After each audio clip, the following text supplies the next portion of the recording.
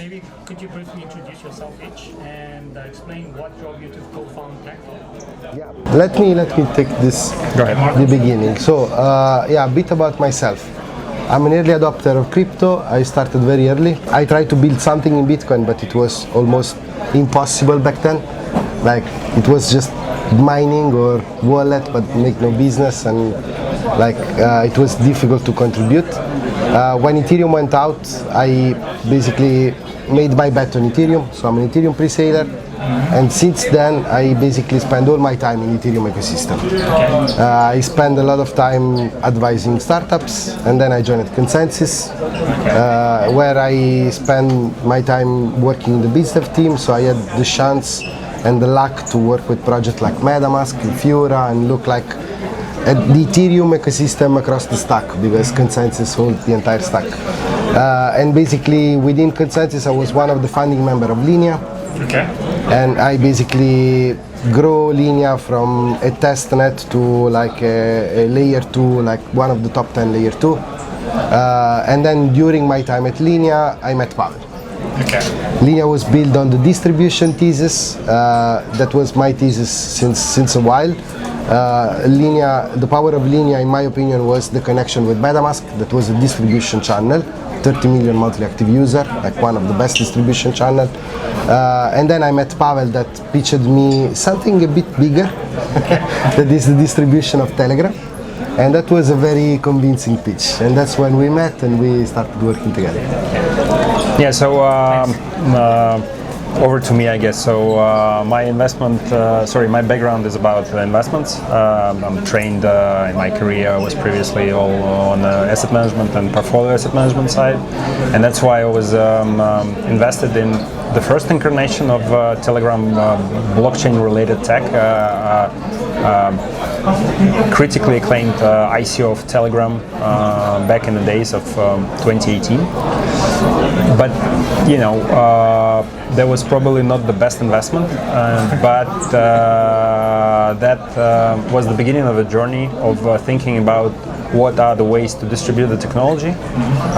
That was the reason, originally the reason I participated within that ICO, and since then I was following the technology. And several iterations after, all of which I, by the way, invested in, I was closely following the space. TON emerged, and I was invested in TON in early 2022, and since that day started digging into, you know, back in the days it was only the blockchain which functioned as a already proof of stake transacting blockchain, but nothing was there, right? And we were naturally pushed in the direction of leveraging the bet of TON, sometime being integrated in Telegram, which originally happened, but was not the fact that during the early days that the ecosystem would grow, right? So we started building there. I was the founder of the first liquid staking on TON, and that was my journey in understanding how the ecosystems, nascent ecosystems grow and work. And I was naturally pushed in the direction of contributing to further building DeFi space. You know, like liquid staking is useless until the DeFi is there, so we started building DeFi on TON, and after a few attempts we understood, like, you know, it's a very long time to market, designing it from scratch with a new stack, as TON is asynchronous. And that's how the idea of getting the experience of EVM, and by the way, the evolution of DeFi happened and is continuing to happen on Ethereum, right? To merge the EVM, and we started TAC with the idea of introducing EVM blockchain into the Telegram ecosystem, you know, complementing the existing blockchain of TON and making the ecosystem fully functional from all perspectives. So back in the days, there was 24. I've started with a seed round investment, and there was the Brussels. The moment I met Marco, it took us, you know, a few months to polish their understanding of ours, to get the idea that we will, you know, be working together, and yeah, so that's how tech began. Yeah, tech is obviously very close to Telegram. So for someone who is new to tech, how do you describe your goal of bringing hybrid apps into Telegram? Why is unlocking Telegram's billions of users face a game changer for Ethereum-based apps? Yeah, so the vision started from DeFi implications for the Telegram ecosystem from the TON perspective, as we were originally growing out of TON. And that was quite obvious. There are not a lot of yield options right now for TON investors and TON holders, apart from just trading it or holding it or receiving a staking reward, right? So first step was liquid staking, but then, as mentioned, obvious progression to the DeFi, and the yields come from the trusted applications, blue chip applications, filled with liquidity, right? So to grow this, naturally, it will take years. But investors and us as stakeholders and investors ourselves, we're looking for something to do right now. So we're trying to figure out the way, and the idea of TAC emerges as this one. When we looked at the architecture we designed from different angles, and with Marco's input, we understood that we're on something much bigger. And that was the aha moment for us, as we practically got the picture of us aiming at solving the use case blocker for the whole industry. Okay. Obviously, the technology is 15 years out, even more, but there are only two use cases practically, apart from speculation and trading, which are stables and DeFi, right? And stables is a tokenized dollar, right? I mean, it's kind of sad that that's the outcome, right? But the technology is mature enough. Okay. It's well tested, specifically on DeFi front, which can, as a app layer, underpin the more sophisticated financial services and decentralized fintech, and deliver that value of the blockchain technology to every bank people from the terms of permissionless transparency is kind of huge and already functioning battle tested. Yeah. So we saw this. We saw TAC as something tackling this exact problem for the builders to get access to the distribution, and for the real users at the same time, easily within the Telegram and seamless UX simplified format of interacting with the wallet and applications which we all bring together to get access to those applications. And that was something which still drives us and excites us. Yeah, that's the vision. So maybe for Marco, maybe regarding architecture. So TAC isn't a typical L2. So can you unpack how the TON adapter works to let users invoke Solidity contracts via Telegram without changing the original code? What were the toughest engineering challenges in integrating EVM compatibility into a layer purpose-built for TON? Yeah, so thanks for the question. So first of all, TAC is not a layer 2 at all. We went with our tech team over a long time of research to understand what was the best way, because we had the target, right? We want to provide EVM compatibility to TON. Now, how we get there? And there were multiple ways to do that, right? So we tried every different area. We even tried the approach of the layer 2, we tried the approach of the work chains on TON. None of them was feasible in a reasonable amount of time, with the reasonable technological effort. So we went on the route of, let's work with chain abstraction. That's the easiest thing we do. So we said we need an EVM execution environment, because this cannot be TON, because technologically TON cannot execute EVM code. So to get an EVM execution environment, you can, for example, have an Ethereum layer 2. But then what's happened? That you will not be perceived as an Ethereum project and not even as a TON project. So you will be in the middle, you are alien to both the ecosystem. So we moved away the Ethereum layer 2 option. And then we looking at how we can get another EVM execution environment, we landed on, let's run a layer 1. Because there are some battle-tested technologies that allow you to run a layer 1 today, and we pick at Cosmos. That is probably the most battle-tested one to run an EVM layer 1. If many projects don't love to claim that they are using Cosmos infrastructure, Cosmos SDK, but many projects around here are basically forked from Cosmos. I will mention Polygon Proof of Stake, We got that since years, and it proved with Polymarket to be super battle tested. You know? So we started from that point. Let's take an EVM execution environment, building a layer 1. And this layer 1 has his own consensus system, his own execution environment, the concept of proof of stake, and his own gas fee token, that is the TAC token. But then if we just do this, there is no connection with TON. You know, we are just an EVM layer 1 like all the other. The world does not need more EVM layer 1 at all. So what we focus on and what our core tech team really focuses on building, like our core specific capabilities that we build, our product that we build with TAC, is a cross-chain framework. Is a system that at the bottom is just a bridge. But then we build a framework on top that goes only on TON and TAC and connect only these two chains. Okay. It's not layer 0, it's not like wormhole or other bridge itself, but it's like a piece of stack that implements chain abstraction between TON and TAC. And this way every EVM code can be triggered by a TON transaction. When we started working with like the DeFi dApps that we brought on board, it's not like immediate to grasp this concept, right?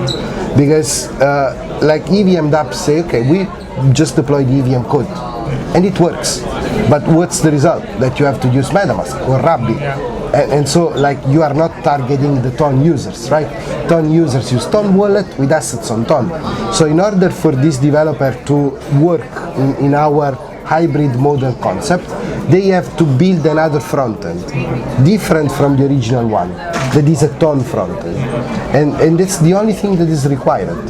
So if you are an EVM developer and want to tap into the TON ecosystem, you just deploy your EVM code on TAC and build an alternative front end. This front end contains an SDK that our team built, and this SDK has all the abstract all the complexity to use this cross-chain framework. So you send with SDK, you send transaction on TON, transaction stimulate EVM code execution and bring the result back to TON. So for a user from TON side that use Curve or Morpho or Euler mini app, they don't even notice that TAC exists because everything is abstracted away. And there are some cool things that our tech team did that we are not really able to market properly. Probably we should be better at that. That nowadays you see in some example like the base bridge with Solana. It's not very different, right, what they are doing. And our tech team created some very elegant structure, like for example, one that I love a lot is the fee abstraction. Yes. So a user on TON, they send a transaction on TON and they pay fee on TON. And then this transaction trigger EVM code execution on TAC. And the way it works is that the transaction on TAC is sponsored by a network level paymaster. Every transaction coming from TON, the fee is paid in TAC gas token. But we collect the same amount of TAC token is converted in TON value, and we collect that TON value from the TON user. And so we gradually collect all these TON token that then are used to buy the TAC token and refill the paymaster. That's smart, yeah. So the user don't even notice that they are using TAC because they don't even have to pay fees in TAC, you know. But on the back there is all the value accrual typical of every other layer 1. There are many of these challenges that we overcome with our tech team that were very, very interesting. Probably one of the biggest challenges is the latency. Latency, yes. Because you have to do a transaction on TON that needs to pass from a cross-chain layer that has another latency. Millions of users at the same time? So? Millions of users? Yeah, at the same time, then goes on the EVM chain and then needs to go back to TON. And TON inherently has a very high latency. You know, like it's not a fast blockchain on its own. So when you add on top this root, the latency keep increasing. And the great work done by the team was on reducing the latency time, like making sure that security was respected, of course, like our code is audited by the best auditor in space, and reducing the fees as well, you know, like so that it's still usable for the user. You don't have to wait for 5 minutes for a transaction to happen. Oh, that's great. That's great.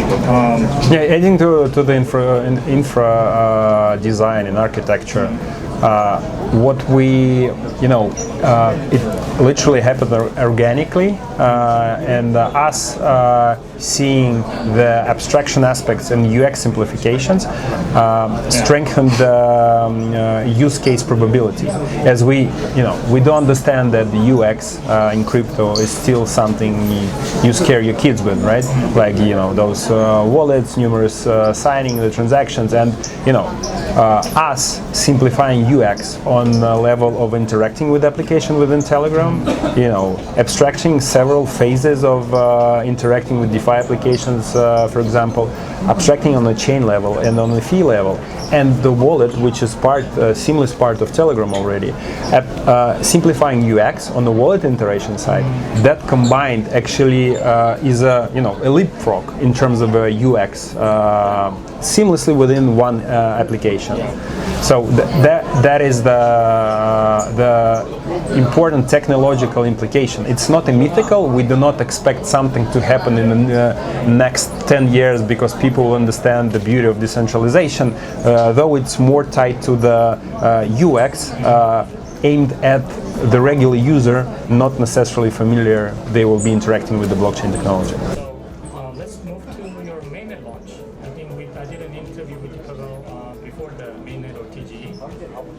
So your mainnet went live in July 2025 this year, and TAC is now trading on major exchanges like Bybit, Bitget, Kraken, and even Binance. How has the launch gone so far in terms of TVL, liquidity, and also user adoption? And is there any lessons you learned from listing and launching at the same time? The whole launching experience for us was quite stressful. I believe it is a stressful period for all of the projects. For us, it was a double trouble in terms that it corresponded with mainnet, because for us, launching the mainnet is practically allowing people to receive the token, and for it to be within the primary listing, so we had to correspond it with the listing period, and matching those timings with a pretty intense and hard dialogues with the exchanges, as you know these days, was quite stressful, right? So but that was what we had to do. Like we hadn't had a chance to launch the mainnet without the token, so we had to do that simultaneously. We went through this period, preparing for it with a huge TVL bootstrapping, even pre-mainnet. We launched let's say the dev mainnet period for our info partners to land, though some of them have not managed to do that, so that negatively implicated on the TVL migration phase. Currently the TVL stands at 100 million. We used to be much bigger on the pre-TG side. That also is dictated by the market sentiment and TG process and the way the project is evaluated on the FDV side, which is probably because we've done not the best job on spreading the message and marketing that out. And obviously, the takeaway, crypto is a marketing game, and as our friend and investor Sandeep frames it, 95% of market cap is defined by the narrative play, right? Yes. So we were always a bit more centric around the building and the product itself, as we do understand precisely how we would integrate, what will be the features we integrate, and the timeline of delivering that, and we even understand from something which differentiates us is the distribution pattern, right? So for us, it was always primary, like launch, start delivering the use cases, integrations, and make it happen, right? So that's why we were kind of not playing the typical crypto roles. The most interesting takeaway from within the listing processes, though, is that we've listed not only on centralized exchanges, but for the project, the most important part appeared to be our partnership with Wallet, which is built by Top, the open platform, which is our co-founder. And we've listed in the wallet. We didn't have any much of expectations, people still perceive wallets to be just, you know, A wallet. yeah, just custodial feature, whatever, right? So in contrast to in Telegram, wallet exists in two incarnations, right? The one which is called wallet, ironically, is not a wallet per se. It's I think it's the biggest fintech application linked to both the social media and to blockchain at the same time. So it is huge. I mean, it is custodial, right? So it's kind of a CDFI solution, but the assets, the active users, the profile of those is huge. It's like it's a paying user with a defined check, utilizing financial services right within Telegram. It's quite unknown to most, right? So we've done a marketing campaign with the wallet, which, in contrast to regular marketing budget allocated to centralized exchanges, which it's not a secret that they just use that tokens.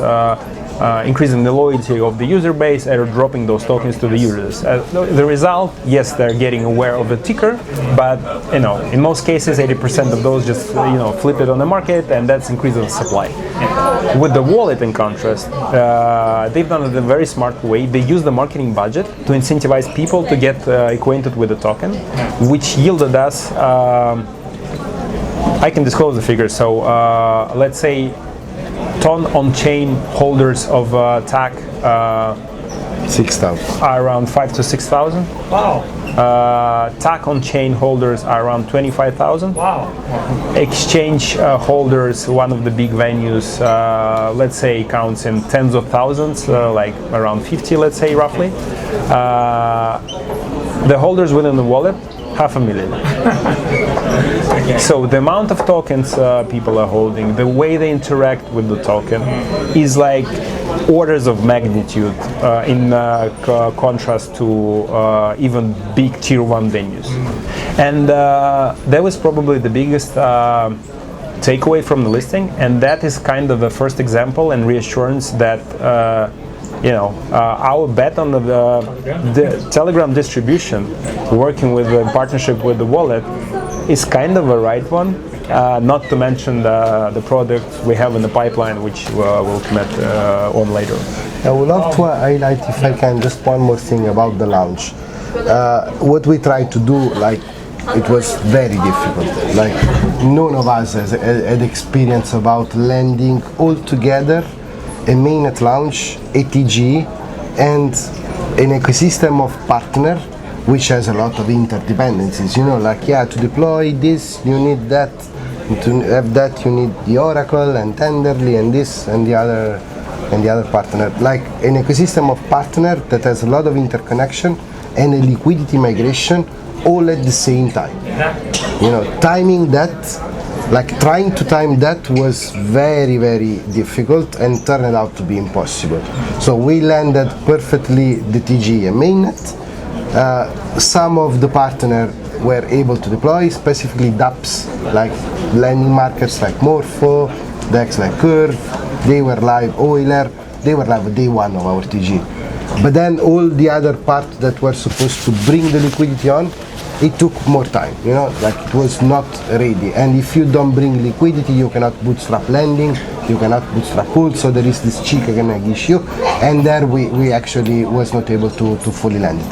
But this had probably an impact on the FTV of the token, but I would love to underline one important topic. Many tokens today that you see launching, they launch at 3, 4, 5 billion, or even at 2 and they reach out 5. These are tokens that we have seen very clearly, that are tokens that are mostly going down over the time because they have no value accrual mechanism, So they have to issue a very high FTV with a very low float, so they control the vast majority of the supply because they know that they will not be able to accrue value on that token. So the token going up will be very different. Our case is different. We tried to launch at a price, a fair price, that can give an upside to the community and to the people, So our token has a real layer 1 value accrual system. Like you use the token to pay for gas fees, it's used to do staking, so you can get an APY, and it's going to be used for governance as well. Same as every other real layer 1 token, right? So in this case, there is a value accrual. The more user we will have transacting, the more buy pressure will create on the token. So it does not make sense to launch a very high FTV because it will never be able to grow. Because you cannot launch a 5 billion and expect reaching 15 billion or 20 billion in a year, you know. But if you launch in the hundreds of millions, it's very likely that if you have a real adoption that funnel the buy pressure, then the value token accrual kick in, and then the token can go up. And who's gonna be the one like celebrating this? Definitely not just us, but the entire community that holds the TAC token. And what is gonna happen? That this community will become super loyal. You know, look at Hyperliquid, or even look at previous experience like Chainlink, for example. You know, like the community that gets in early at very low FTV. When there is a real adoption, like in the Chainlink case, and the token goes up because of real value accrual system, the community becomes an army. And that generates a flywheel to push up the token even more. You know, just wanted to add this. Talking about that onboarding and maybe liquidity further, Curve, you said Morpho, and I think Euler. Yeah, these are like the 3 blue chips, but there are others as well. Yeah, there are a few others. Were the first DeFi protocols to be deployed on TAC. What does the integrations teach you about developer adoption and or even user experience? And how are you incentivizing this liquidity providers to campaigns? I think like the summoning, to ensure vibrant markets from day one. Yeah, so developer adoption is, to me, it was like very surprising. When I was at Linea, like I drove the Linea ecosystem since the beginning until 1 year ago. So all like the 90% of the dApps that are on Linea today, I onboarded them. You know, like I was the 90%, I would say. I tell you that, for example, in one specific case, I spent around a year to try to bring Morpho on Linea. And like I met the team, I spoke to them, it was just like impossible. They were not interested, you know. Like from a developer perspective, getting on another layer 2, once you are on the bigger one, once you are on Arbitrum, on Base, you are on Ethereum mainnet, it's just additional cost that gives just a slightly low incremental of business if you remove incentives from the equation. You know? If the layer 2 brings incentives, of course you will want to go there. But without incentives, and on Linea we didn't get incentives back then, it's useless to go on another layer 2 because you don't get new users. You know? But if you look at another ecosystem like TON that onboarded 60, 80 million users, new users in the space, with TON wallet and asset on TON, then it makes sense for you to try to go there. But if you want to go live on TON without TAC, it's gonna take you months of development, assuming that you are able to do that, because it's not given. Technology is completely different. It's not just about rewriting the code in a different language. Architecturally, they are different, so something cannot be done, you know? So you need to reinvent the entire stack. And if you do this, you need to spend, in some cases, months or even a year, assuming it's possible, and you don't even know if you're gonna get product market fit on TON. If TON users are interested in using your product, so why you should do that? Why you should take 8 months to do that? So with TAC, we remove all this issue because you don't have to spend time, you don't have to re-audit, and if you don't change your code, your value, the biggest value of your application is the battle testing, is the proof of time. Curve is important because it's live since years, securing billions of TVL with very high security and low risk. So it's deemed a low risk. If you rewrite the stack to work on TON, all this advantage goes away because the new code, you know. So when I started with TAC, I was starting with this pitch to these blue chips, and Morpho was like, yeah, we are super interested. Euler was like, yeah, we want to be super bullish. Like, we are super bullish. We want to be like the number one on TAC. And they were able to do the deployment and went live in a matter of weeks. Okay. So that now changes everything because you just need to invest weeks, you go live. If you have product market fit, you then eventually will evaluate to move natively to TON over the time because it makes sense to invest some time and money to move natively to TON. But you can go live very fast, and check the PMF. So the developer response was amazing on that front. And being an EVM, we provide the entire class of tool set for developers. So deploying an existing EVM DApp on TAC is like deploying on any other layer 2 or on Ethereum mainnet. Everything is there. Every dependencies are there. Oracle, developer tools, bridges, whatever. Now on the point of the liquidity. Every ecosystem is the right balance between user, liquidity, and apps. Yes. Like if you don't have one of these three elements, it's not a real ecosystem. It's not working. Users, we have like millions of users with TON wallets and TON assets in these wallets. And we have a possible growth opportunity of 1 billion users on Telegram. It's very easy to scale up your business in Telegram. dApps, like with my surprise, we were capturing blue chip dApps like Curve, like Morpho, like Euler. What we were missing was the liquidity. So we said, okay, we need to inject liquidity, and what's the best way to do that? Typically, you get in liquidity deals that are done in closed door, in closed rooms. So you engage with liquidity provider, you tell them, commit $1 million of liquidity in this asset, I will pay you in TAC token and APY on top. But these are closed, like the industry is like this, like it's not a secret. But this is a closed approach. While we were looking into this, Berachain went live with the Bera campaign, the Boyko campaign. Okay. I spotted like the innovation of that Smokey and the Bera did on that front. That was do the same but in public. Okay. Like don't just do closed deal with liquidity provider, but do it for everyone. Okay. And of course invite liquidity provider to come as well. So I reached out one of my friends in the crypto space that is the founder of a project called Turtle Club. And we worked together on Linea already, so I told him, I need to onboard some liquidity. I love what Berachain did. I would love to innovate on top. Because as a Bera Boyko user myself, I noticed that some things that can be improved, So I called Adessi and we started working together with Turtle Club to build this campaign that was called the Summoning, to basically pre-commit liquidity in a very open and transparent way. Okay. And that worked very well. Yeah. Very, very well. Yeah. And this liquidity was, when we launched the mainnet, was gradually migrated over TAC with some issues. That's where we had the biggest of the issue in this migration of this liquidity from Ethereum mainnet to TAC to bootstrap the market. Yeah. And that's how we are basically now able to have, I don't know, a BTC market or an ETH market on TON. Like don't forget, before TAC on TON, you could only be able to trade or use or own TON, USDT, TON LST, and meme coins. Yeah. There is no BTC, there is no ETH, there are no yield-bearing assets, apart now from ETH, of course. So we onboarded all these assets into TON through TAC using this campaign. And with this liquidity, we were able to bootstrap all the markets on Euler, on Morpho, which we are still incentivizing today. Because the other thing that we did was, okay, we will set aside some of the TAC token supply to pay for this pre-committed liquidity, but the moment we will go live on TAC mainnet, we will need to keep incentivizing the liquidity, because of course a new network, a new ecosystem cannot have the Ethereum level of adoption, right? Okay.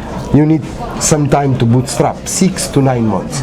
So we set aside another supply to create this long-term incentive program and allocate this time not directly to the liquidity like we did for the summoning, but move the incentives on dApps. So every month we are paying TAC token to Curve, to Euler, to Morpho, to Zeroland, to Bancor, Carbon, and all the other dApps that are coming, so they can use this TAC token to give incentives to the liquidity that we collected from Ethereum mainnet. So people deployed liquidity on Ethereum mainnet pre-mainnet, and they were earning future TAC token. And when we went live on mainnet, they are still earning TAC token because that liquidity is deployed on these dApps. And we forced this liquidity to move into dApps. And now we have useful markets. Yeah. You can open your Telegram wallet, you can open Curve, or you can open Morpho or Euler, and you will see we pay like 10%, 15%, like very decent APY. And that was all about this program and strategy that we adopted. Yeah, great incentives, like bootstrapping liquidity. Yeah.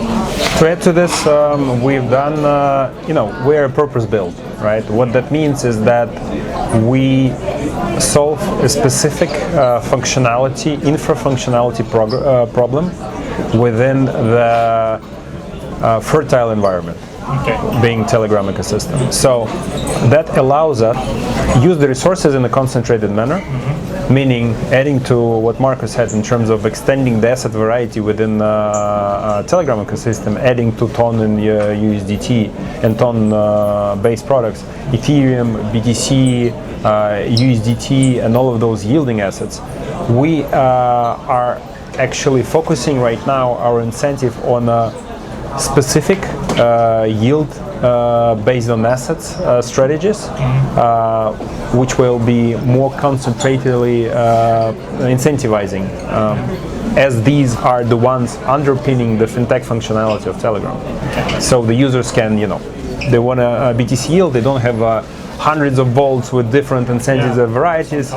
Yeah, they see the vault. It's mostly incentivized by old players, and most of the organic yield is there. So for them to be more, less distracted by the variety of options in a more simplified UX manner, just like getting the benefit of that abstraction and focus within the messenger.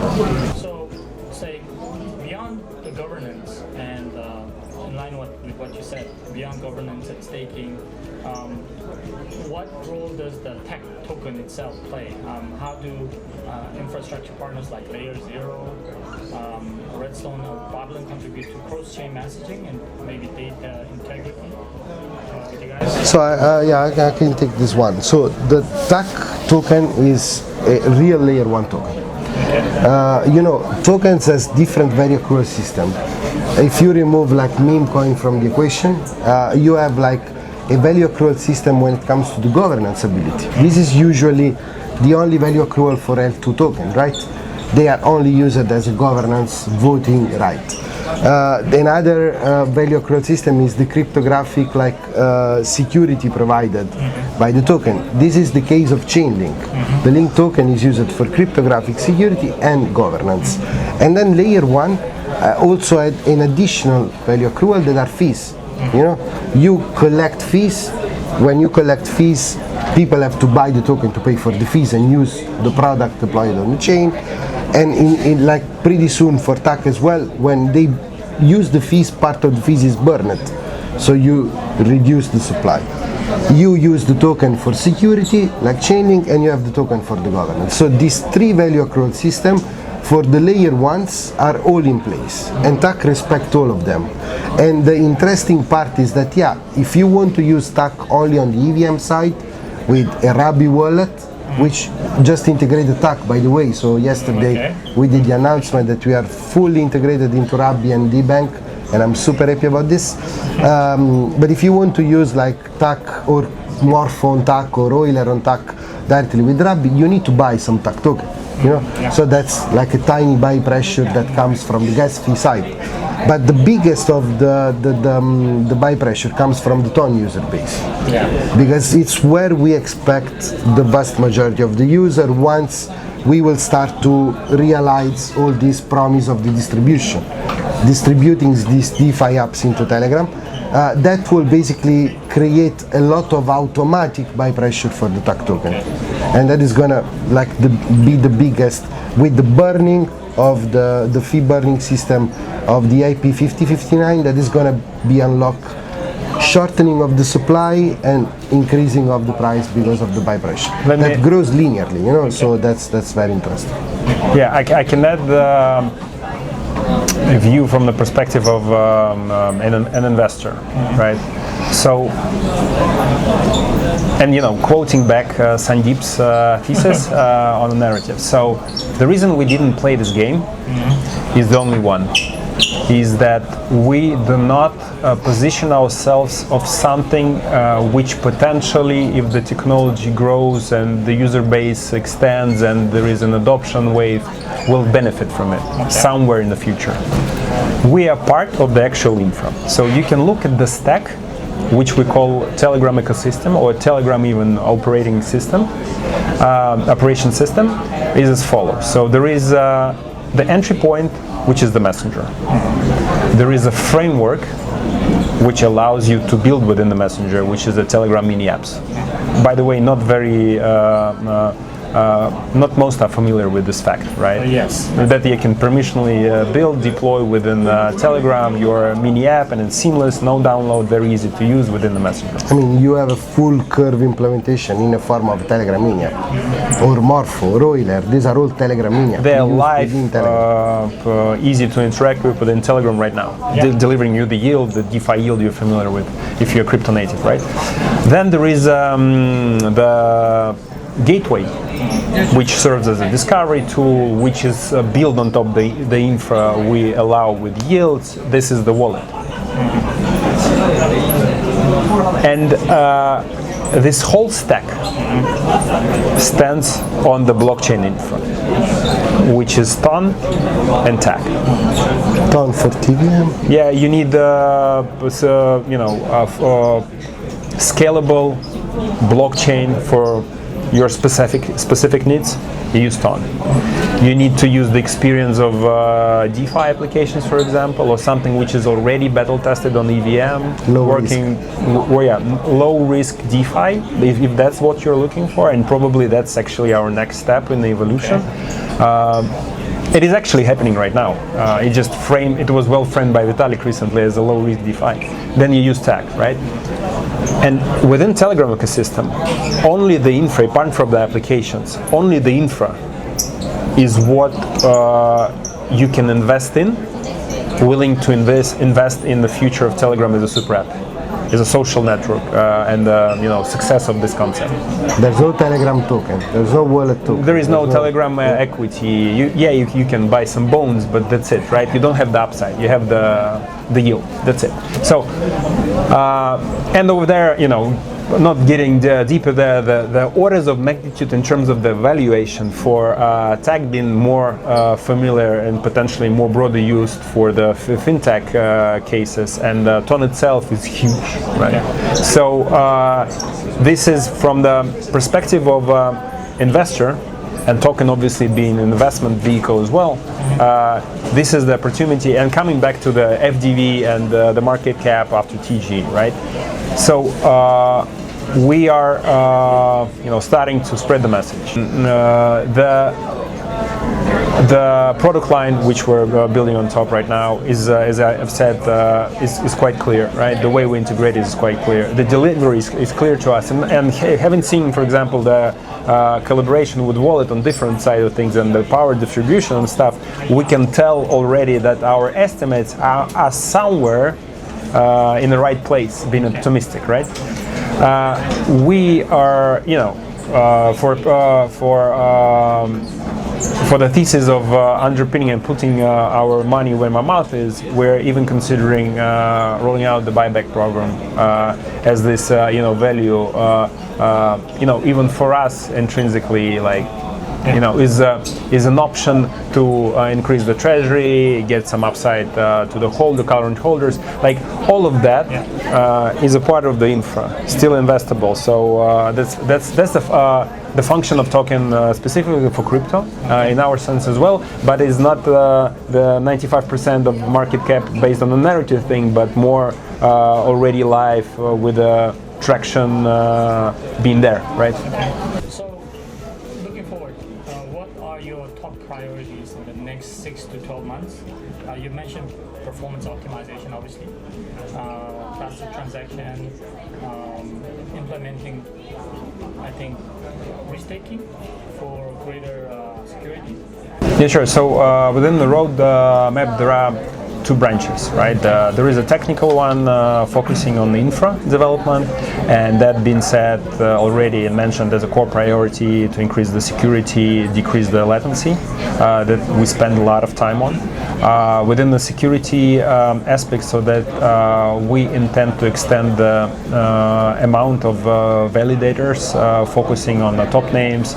We're onboarding big crypto names, Korean-based names, to be announced soon. Okay. These are all the efforts to, as mentioned, increase the decentralization, hence the security of the protocol, right? On the layer 1 layer of ours. So the TON adapter is still functioning in the early days as a lowly decentralized sequencer network with training wheels. And we, sorry? With training wheels. Yeah. Okay. So we extend to make that fully decentralized with a purpose-designed consensus for that. And that in turn, as you correctly mentioned, will introduce the restaking for TON and TAC assets, which is another utility underpinning the security aspect of our blockchain. So because we have this module 1 and 2, one is already secured by TAC tokens, we'll introduce another one, and that would benefit TON ecosystem as well, adding utility to TON, much needed utility to TON token as well. Makes sense. So that's one branch. Another one is the product one. That's probably, from the investor perspective, should be considered the most exciting one, and obviously from the user perspective is the most exciting one.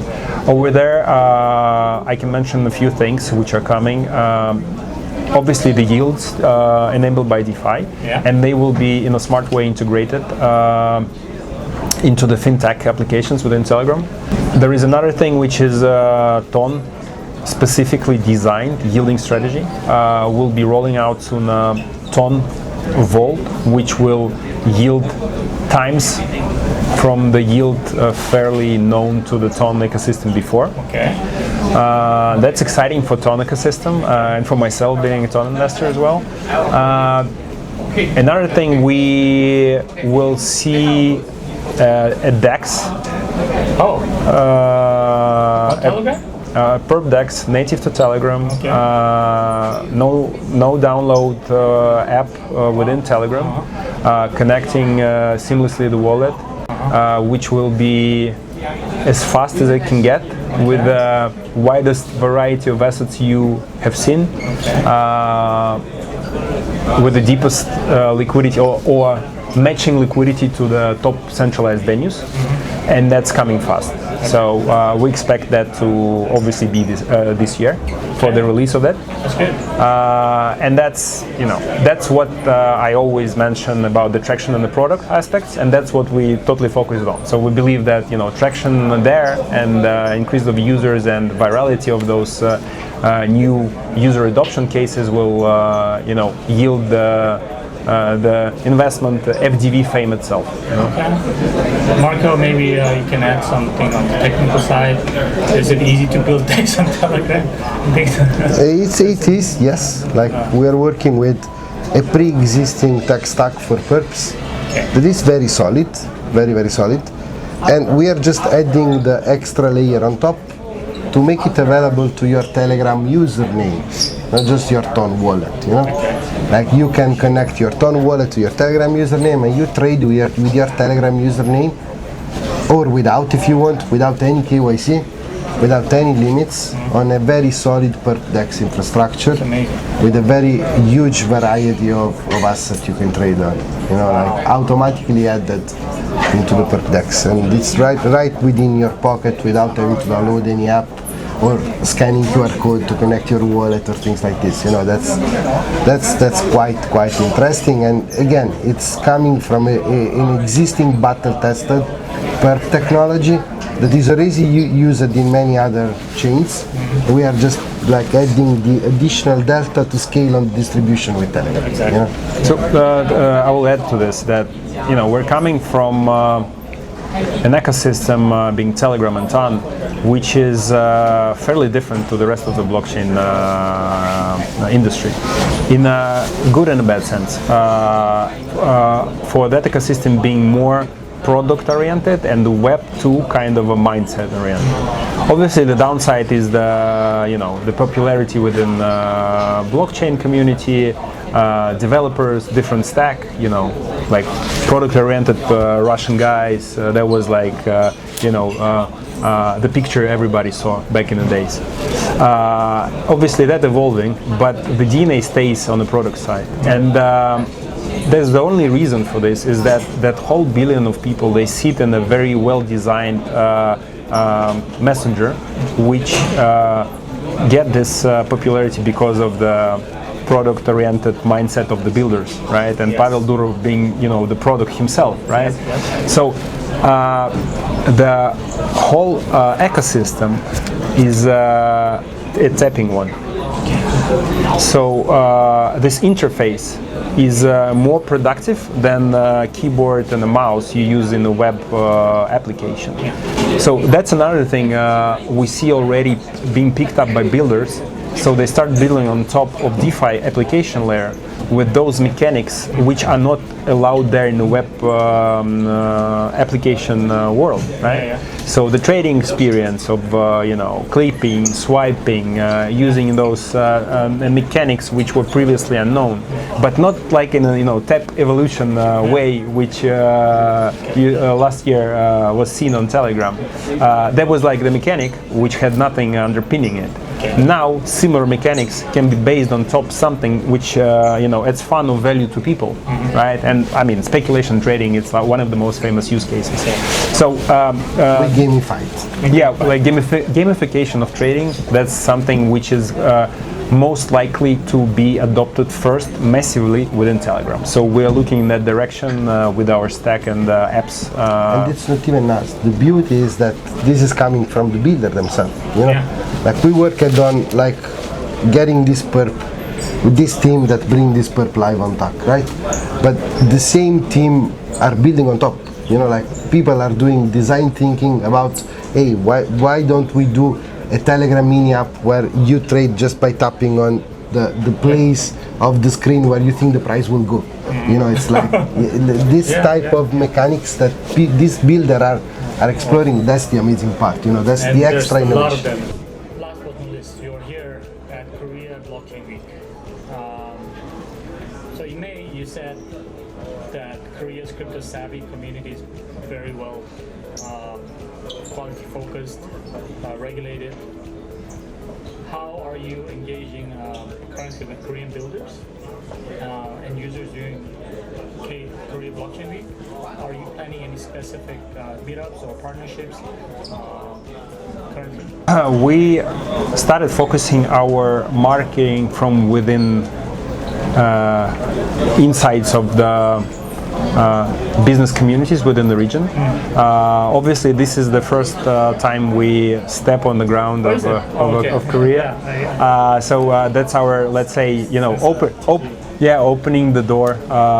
First time ever, I think, for me and Marco as well in Korea. We came here to host in real life event, which is happening tomorrow.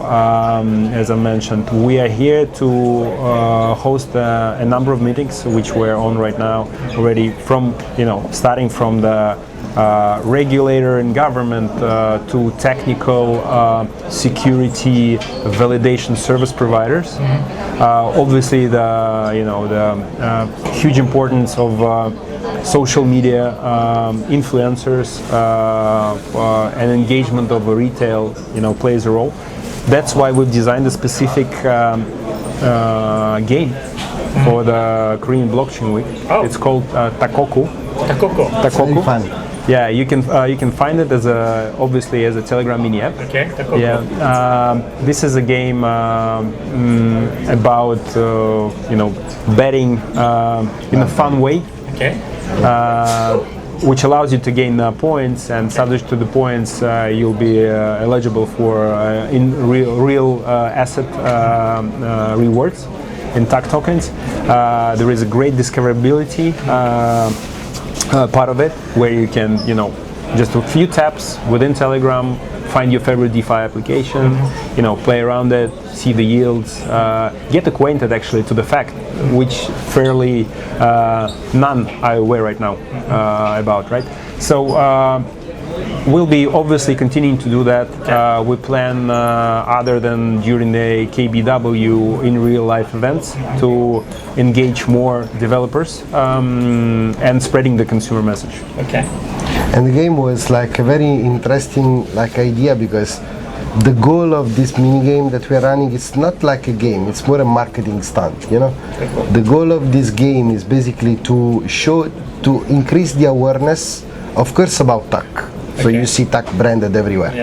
But was also a way to increase the awareness of the fact that within Telegram, it's not just a messenger. You can have mini apps and you can have games. And on top of this is a way to distribute some TAC token to the Korean people, you know? Because the game is open, everyone can participate to it. But we pushed a lot working with Korean influencers, talking about the game, so we are targeting mostly Korean people.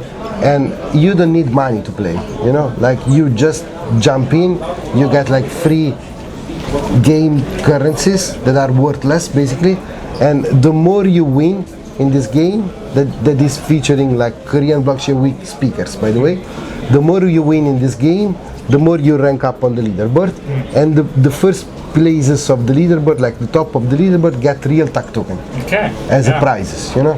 So people can win $13,000 in TAC token.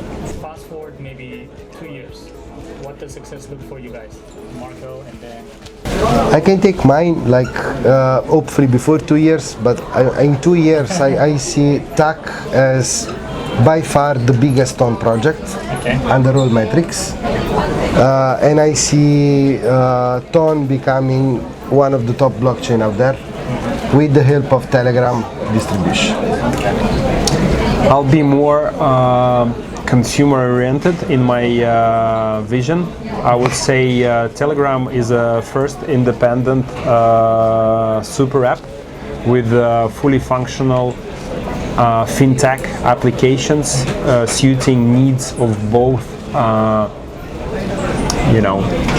high paying, high mid-check users aware of banking services and investment applications, but preferring the cheaper permissionless ones, and obviously the non-banked people who already can afford the smartphone. It's free to install Telegram, but as soon as you do, you open up the gateway to services available before that only to crypto-aware people, or let's say those who are on average wealth, much higher wealth. So I envision that billion of monthly active users grows and benefits from the technology which is already functional, which we're very well aware of, in a way we can already ourselves.